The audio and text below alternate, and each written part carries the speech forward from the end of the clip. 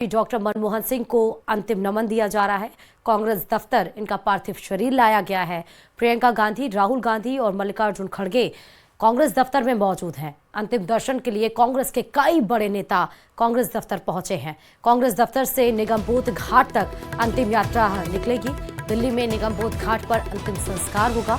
सुबह 11:45 पर मनमोहन सिंह का अंतिम संस्कार किया जाएगा। पंचतत्व में वो विलीन होंगे। सीधे कांग्रेस दफ्तर से ये सीधे तस्वीरें आपको दिखा रहे हैं। कल पार्थिव शरीर डॉक्टर मनमोहन सिंह का उनके घर पर रखा हुआ था, जहां पर प्रधानमंत्री नरेंद्र मोदी से लेकर जेपी नड्डा तक सभी लोग गए थे। और आज ये कांग्रेस दफ्तर में पार्थिव शरीर इनका लाया गया है अंतिम दर्शन के लिए, जहां आपको अशोक गहलोत से लेकर रणदीप सुरजेवाला, केसी वेणुगोपाल, मल्लिकार्जुन खड़गे, राहुल गांधी, प्रियंका गांधी, कांग्रेस के तमाम बड़े नेता धीरे धीरे आए उनको अंतिम विदाई देने के लिए। 11:45 पर वो समय बताया जा रहा है जब पूर्व प्रधानमंत्री डॉक्टर मनमोहन सिंह का अंतिम संस्कार किया जाएगा। पंचतत्व में वो विलीन होंगे।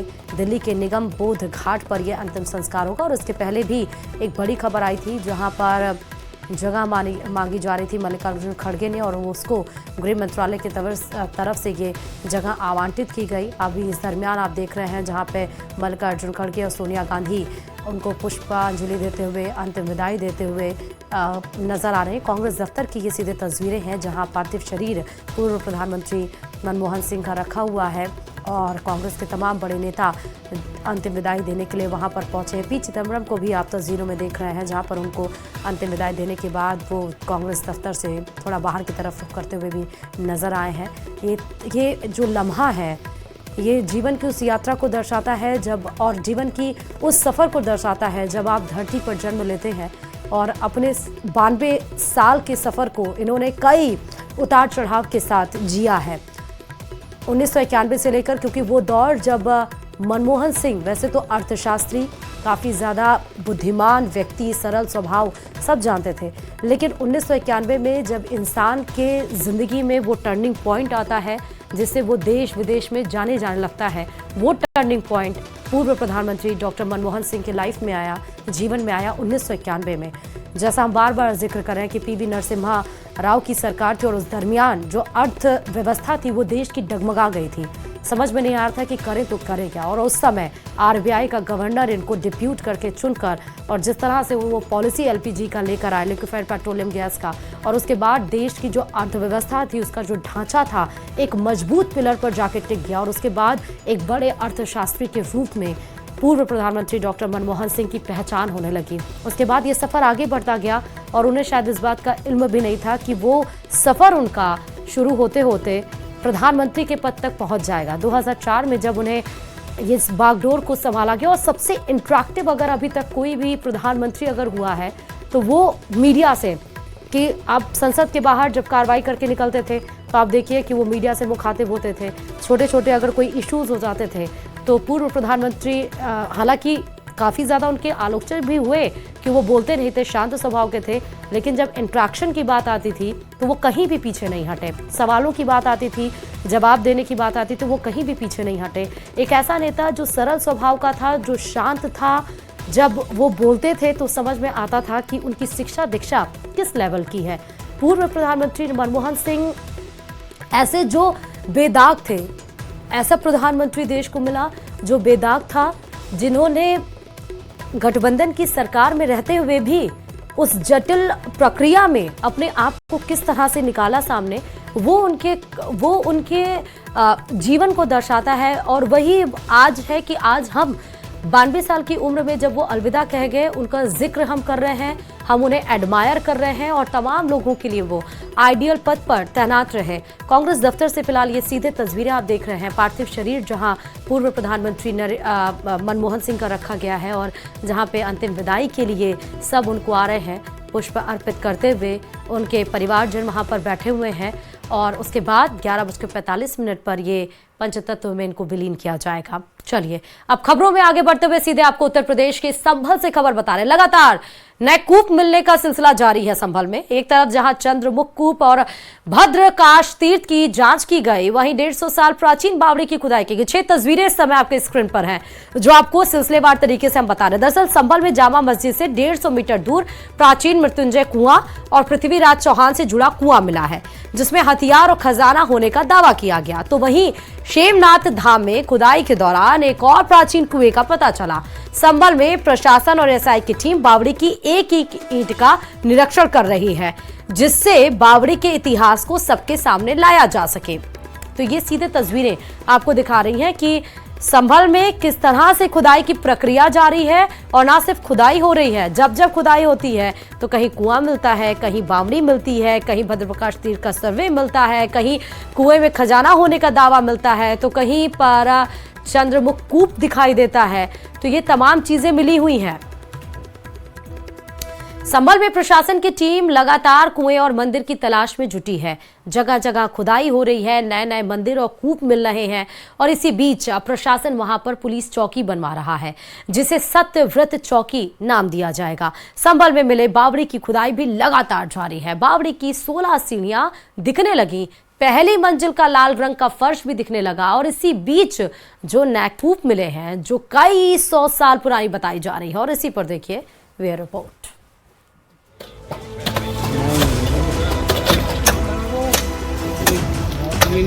संभल में इस वक्त एएसआई की टीम, पुलिस की टीम, आरएएफ की टुकड़ी और पूरा प्रशासनिक अमला कैंप कर रहा है, क्योंकि जिस संभल में मंदिर मस्जिद पर विवाद हुआ, उसी संभल में एक के बाद एक मंदिर और कूप निकल रहे हैं। अब प्रशासन संभल में सत्य सनातन की तलाश में जुटा है। बुलडोजर ने पुलिस चौकी की नींव को खोदना शुरू कर दिया। ये पुलिस चौकी बननी है जिसमें किचन बनना है, आवास बनना है, हॉल बनना है। ये सारी पुलिस की तैयारी है ताकि इस इलाके में शांति व्यवस्था कायम रहे, जिस पर जुमे की नमाज के बाद में अधिकारियों ने काम शुरू किया। पहले पैमाइश हुई, उसके बाद में मार्किंग हुई। अब बुलडोजर भी यहाँ पहुँच गया है जो नींव को खोद रहा है। अपने साथी कैमरामैन से कहेंगे जरा सा वो दिखाएं इन तस्वीरों को। ये बुलडोजर है, ये नींव खोद रहा है। करीब 1 घंटे से नींव की खुदाई का काम जारी है। हालांकि प्रशासन की तैयारी बहुत जल्दी पुलिस चौकी बनाकर इलाके में शांति व्यवस्था कायम करने की है। संभल के जामा मस्जिद इलाके में पुलिस चौकी बनाई जा रही है, जिसका नाम सत्यव्रत पुलिस चौकी होगा। एएसपी की मौजूदगी में जमीन की पैमाइश के बाद अब वहां पर बुलडोजर गरज रहा है। पुलिस चौकी की नींव की खुदाई हो रही है और इलाके में आरएएफ को तैनात कर दिया गया है। जुमे की नमाज के बाद यहाँ पर पुलिस चौकी का निर्माण का काम शुरू हुआ है। वहीं मौके पर भारी तादाद में आरएएफ तैनात है। हालांकि स्थानीय पुलिस भी है, मगर आरएएफ की बड़ी तैनाती है। मैं अपने साथी कैमरामैन से कहेंगे जरा सा ये दिखाएं पीछे। ये आरएएफ है जो सुरक्षा व्यवस्था, शांति व्यवस्था के लिए यहाँ पर मौके पर पहुँची है। बड़ी तादाद है। इसके अलावा पुलिस भी है। वहीं पर यहाँ जामा मस्जिद इलाके में, जामा मस्जिद के गेट के सामने पुलिस चौकी का निर्माण भी शुरू हो गया है। यहाँ प्रशासन पूरी तरह से सुरक्षा के इंतजाम किए हुए हैं। वहीं स्थायी सुरक्षा के लिए यहाँ पुलिस चौकी की जरूरत महसूस की गई थी। सत्यव्रत चौकी बनाने के काम में मजदूर जुट गए हैं, लेकिन जामा मस्जिद कमेटी के सचिव इस जमीन को निजी और नमाज की जमीन बता रहे हैं। कोई विवाद नहीं है, बस चौकी की जो जगह है उसको नापा जा रहा है और नाप करके ये चौकी बनाई जा रही है। चौकी यहाँ पर क्यों बनाई जा रही है, ऐसी क्या जरूरत है सर? सुरक्षा की दृष्टि, आसपास जो जामा मस्जिद परिसर की सुरक्षा की दृष्टि चौकी बनाई जा रही है, जिससे कि यहाँ फोर्स रहे और लगातार रहे और सुरक्षित हम स्थल को रखें। ये पर्सनल प्रॉपर्टी है। नॉर्थ साइड में जो प्रॉपर्टी है, एक जो कारी वाजिद साहब इसके शाही जामा मस्जिद के इमाम रहे हैं, इमाम हैं भी, वो ईद और बकरीद की नमाज पढ़ाते हैं। ये उनकी प्रॉपर्टी है, उस पर नमाज होती है जामा मस्जिद की। कितनी प्रॉपर्टी यहाँ पर आप लोगों ने अभी बात नहीं, अब मैं अभी बात कर लें ये कैसा निशान लगाए, उसके बाद हम बताते हैं। अच्छा, यहाँ ये शाही जामा मस्जिद की नमाज होती है हर साल इसमें अलविदा। जो जगह पर चौकी बनी, हाँ, जहाँ चौकी में बनने को कह रहे हैं वो शाही जामा मस्जिद की अपनी नमाज होती है, हर साल होती है। और कारी वाजिद साहब ने ये जगह जो है मस्जिद को नमाज के लिए दे रखी है। इधर संभल में बावड़ी और कुओं की खुदाई जारी है। बावड़ी में 16 सीढ़ियां दिखने लगी हैं। पहले मंजिल पर लाल पत्थर से बना फर्श भी दिखने लगा है। अब तो जिस तरह का ये हमारा ये जो है ढांचा आ रहा है, ये एक पौराणिक ऐतिहासिक धरोहर है, तो इसको तो संरक्षित शासन प्रशासन स्तर से होगा ही। हम लोग को जैसा दिशा निर्देश मिलेगा वैसा हम लोग करेंगे ही। और जैसा कि ये पुरातात्विक अवशेष दिखाई दे रहा है और निश्चित रूप से सभी तरफ के मकान प्रभावित होंगे। इतना ही नहीं, संभल में 2 और कूपों का पता चला है। एएसआई ने 2 और तीर्थों का निरीक्षण किया है।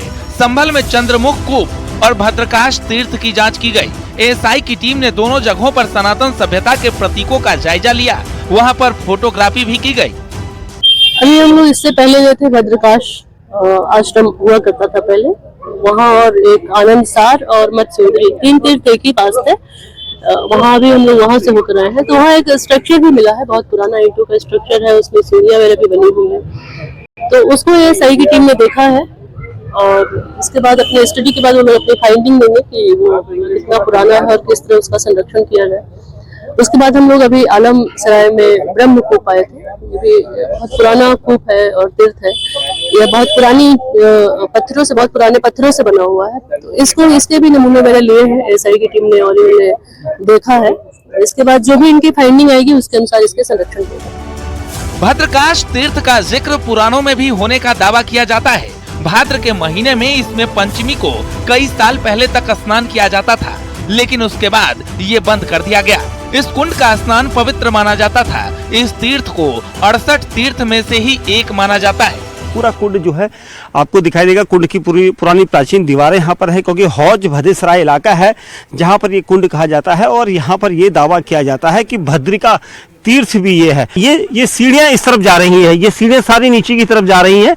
तो यानी ये कुंड में लोग उतरते थे और यहाँ स्नान करते थे। और इस स्नान को अब यहाँ पर कई सालों से नहीं देखा गया है, क्योंकि इस पवित्र जगह पर अब कोई नहीं आता। और इसी वजह से आज एएसआई की टीम स्थानीय प्रशासन के सहयोग से इस कुंड को लेकर यहाँ पर एकदम से एक्शन मोड में आई है। और इस भद्र कुंड, जिसे भद्रकाश भी कहा जाता है, यहाँ पर अब पूरी तरह से एएसआई की टीमें आपको दिखाई देंगी।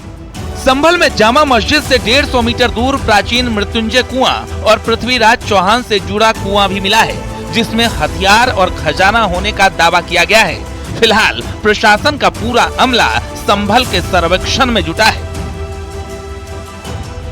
Bureau report, news 18। एक परिवार में कितने बच्चे हों, इस पर एक बार फिर से घमासान छिड़ गया है। घमासान इसलिए क्योंकि हिंदू आबादी बढ़ाने को लेकर एक बार फिर से बयान सामने आया है। स्वामी गोपालानंद सरस्वती ने कहा कि गुरु गोविंद सिंह जी की तरह 4 संतान पैदा करें। तो जैन मुनि विनम्र सागर महाराज ने कहा, हम 2 हमारे 2 हिंदू आबादी को घटाने वाला नारा है। देखिए इसी पर ये रिपोर्ट।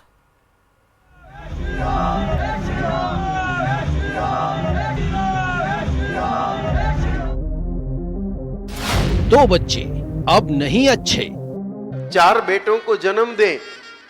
भले हमारे देश के नीति निर्माता कह रहे हैं कि भाई हम 2 हमारा 1 या हम 2 हमारे 2, नहीं मानते हम इस चीज को।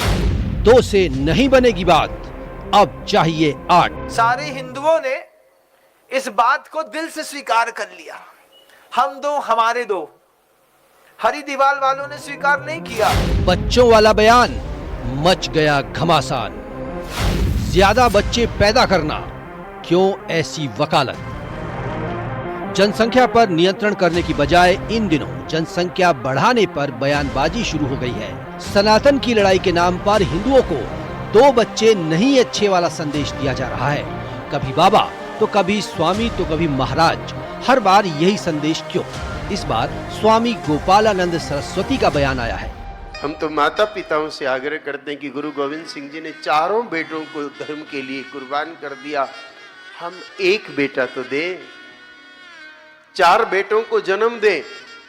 भले हमारे देश के नीति निर्माता कह रहे हैं कि भाई हम 2 हमारा 1 या हम 2 हमारे 2, नहीं मानते हम इस चीज को तब तक जब तक इसका पालन भारत का प्रत्येक धर्म का व्यक्ति नहीं कर लेता। सुना आपने स्वामी जी क्या कह रहे हैं। अब आपको जैन मुनि विनम्र सागर महाराज का बयान सुनाते हैं, जो बच्चों को लेकर क्या कह रहे हैं। आप सोचिएगा कि उनके टाइम से एक नारा निकला था, हम 2 हमारे 2। इसके पहले वो नारा नहीं निकला बंधुओं। इतिहास को थोड़ा टटोल के देखिएगा। आखिर हिंदुओं को ये संदेश क्यों दिया जा रहा है?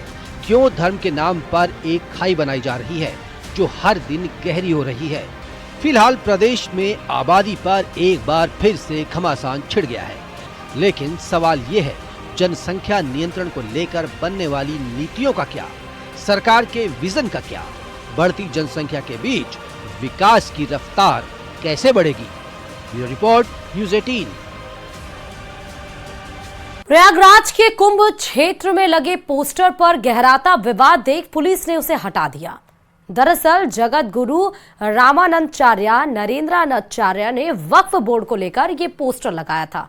हालांकि नरेंद्राचार्य इसके अलावे भी कई पोस्टर कुंभ क्षेत्र में लगा चुके हैं। एक पोस्टर में डरेंगे तो मरेंगे लिखा, दूसरे पोस्टर में लिखा सनातन सात्विक है पर कायर नहीं। अब इस पोस्टर पर विवाद हो रहा था और इसी पर देखिए ये रिपोर्ट।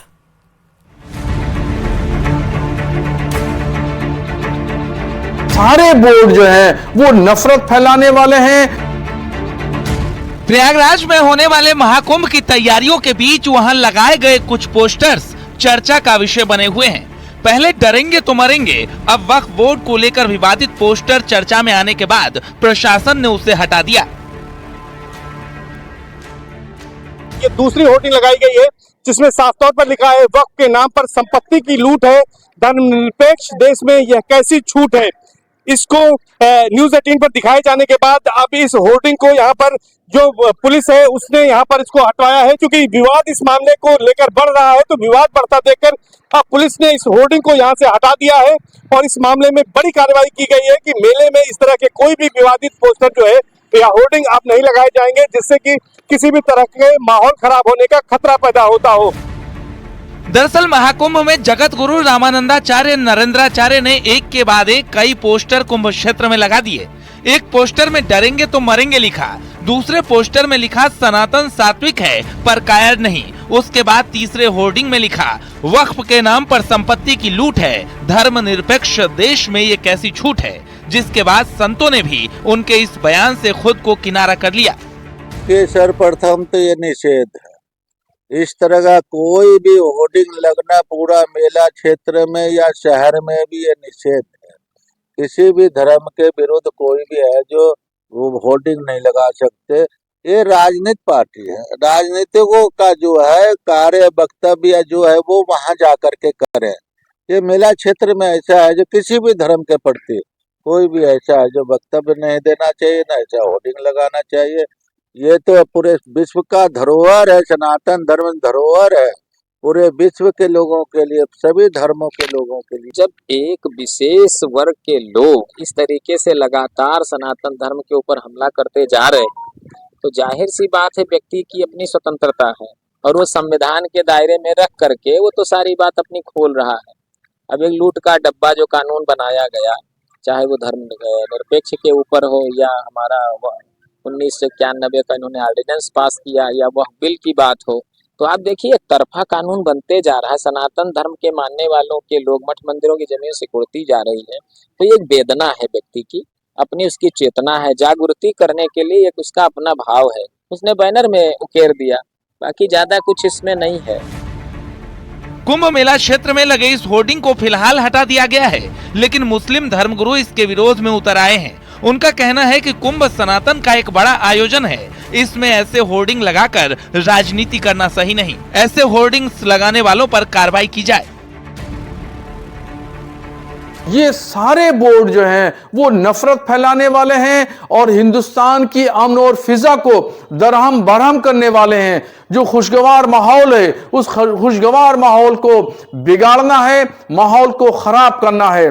इस पर यह जिम्मेदारी बनती है वहां के निगरां लोगों की, जो मेला के निगरां हैं और वहां के जो जिम्मेदारान हैं उनको देना चाहिए, उस पर ध्यान देना चाहिए। खुद उत्तर प्रदेश की हुकूमत को इन तमाम चीजों पर ध्यान देना चाहिए और लगाम लगाना चाहिए, रोकना चाहिए। ये होर्डिंग जगत गुरु रामानंदाचार्य नरेंद्राचार्य ने त्रिवेणी रोड पर हरिहर गंगा आरती स्थल चौराहे पर लगाई थी, जिसे अब मेला पुलिस ने हटा दिया है। Bureau report, news 18। और किस तरह से पहाड़ों में बर्फबारी हो रही है और उस वजह से किस तरह ठंड और बढ़ गई है, उसके बारे में खबर आपको बताते चले। सबसे पहले बात दिल्ली एनसीआर की, जहां पर रात भर से रुक रुक कर बारिश हो रही है। मौसम विभाग ने शनिवार को बारिश और रविवार सोमवार के लिए कोहरे का येलो अलर्ट जारी कर दिया और इस दौरान अधिकतम तापमान 15 और न्यूनतम तापमान 12 डिग्री सेल्सियस दर्ज किया जा सकता है। लगातार हो रही बारिश से दिल्ली एनसीआर में ठिठुरन बढ़ गई है। पहाड़ों पर भी लगातार बर्फबारी जारी है। दिल्ली एनसीआर की तस्वीरें आपको दिखा रहे हैं, आप देखिए, कहीं बर्फबारी तो कहीं बारिश की वजह से ठिठुरन बढ़ गई है। येलो अलर्ट जारी कर दिया गया है। रात का तापमान 12 डिग्री सेल्सियस और दिन का तापमान भी इस तरह से दर्ज किया गया है।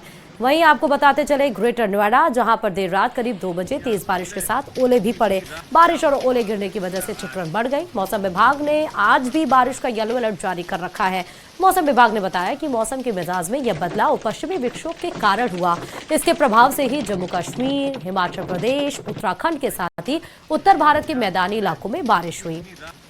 तो वहीं पूरे उत्तर भारत में कड़ाके की ठंड भी पड़ रही है। जम्मू कश्मीर, हिमाचल प्रदेश और उत्तराखंड में जबरदस्त बर्फबारी भी हो रही है। नए साल के स्वागत के लिए भारी तादाद में पर्यटक पहाड़ों पर पहुंच रहे हैं। वो नए साल पर बर्फबारी का मजा ले रहे हैं। प्रशासन पूरी तरह से अलर्ट पर है। पर्यटकों की मदद की जा रही है। कुल्लू हो या फिर मनाली या फिर शिमला या लाहौल स्पीति, हर जगह बर्फबारी हो रही है और बर्फ की वजह से सफेद चादर छाई हुई है। बर्फबारी की वजह से सड़कों पर फिसलन जैसे हालात भी पैदा हो गए हैं। गाड़ी चलाने में दिक्कतों का सामना भी करना पड़ रहा है और उसको प्रशासन लगातार हटाने का प्रयास भी कर रही है ताकि सड़कों पर गुजरने वाले जो वाहन हैं वो आसानी से गुजर सके। वहीं हिमाचल प्रदेश की बात आ जाइए, जहां पर जबरदस्त बर्फबारी जारी है। कुल्लू और मनाली के ऊपरी क्षेत्र में भारी बर्फबारी का दौर जारी है। सैलानी बर्फबारी का मजा ले रहे हैं, लेकिन कई जगहों पर बर्फबारी और पहाड़ों पर जाम जैसे हालात भी हो गए हैं। सोलंग नाला से पलचान के बीच फंसे सैकड़ों गाड़ियों को निकाला गया है। सड़कों पर गाड़ी चलाना मुश्किल हो रहा है। भारी बर्फबारी की वजह से गाड़ियां फिसल रही हैं। कांगड़ा, चंबा और कुल्लू के आसपास आज भी बर्फबारी होगी।